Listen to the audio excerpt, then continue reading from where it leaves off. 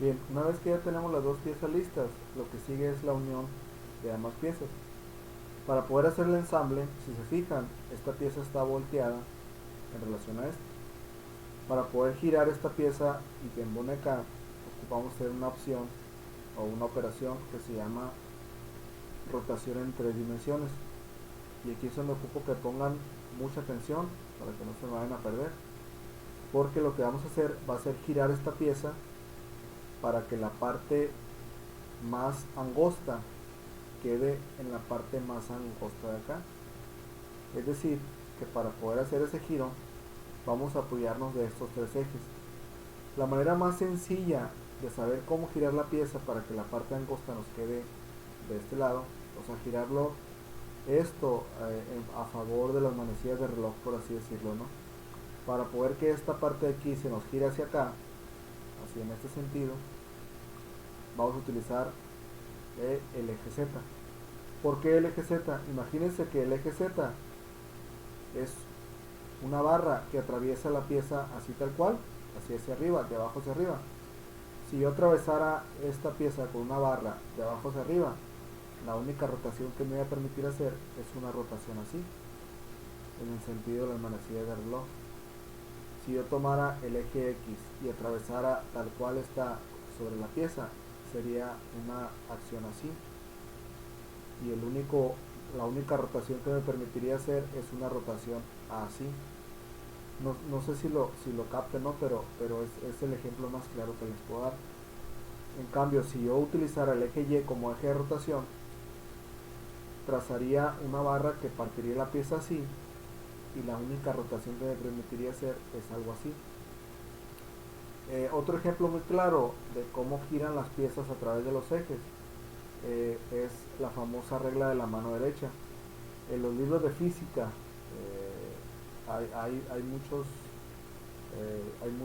mucha información sobre la regla de la mano derecha, que es, por ejemplo, si yo pongo la mano así, este simula un eje y todo lo que esté alrededor va a girar así.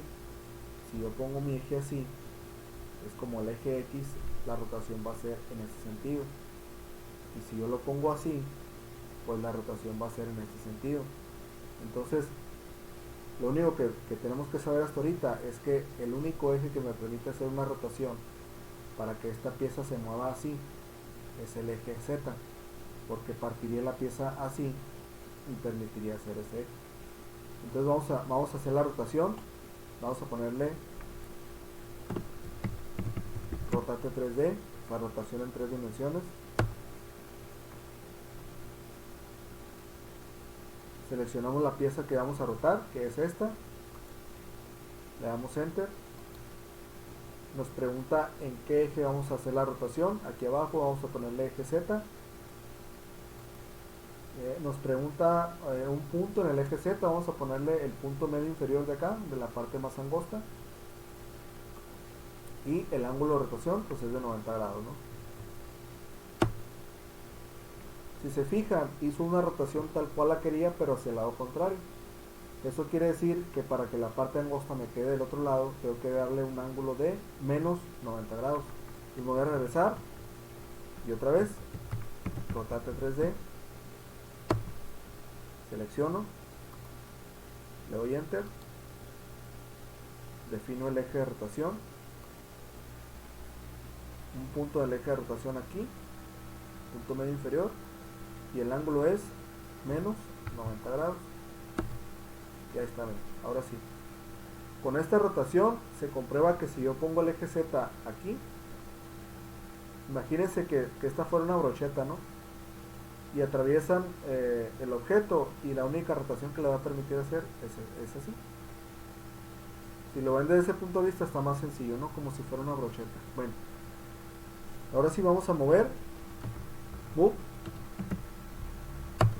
Selecciono esta pieza que voy a mover, le doy enter y la voy a mover desde su punto medio superior de acá hasta el punto medio inferior de acá. Y ya está. Así es como nos queda el ensamble del primer ejercicio.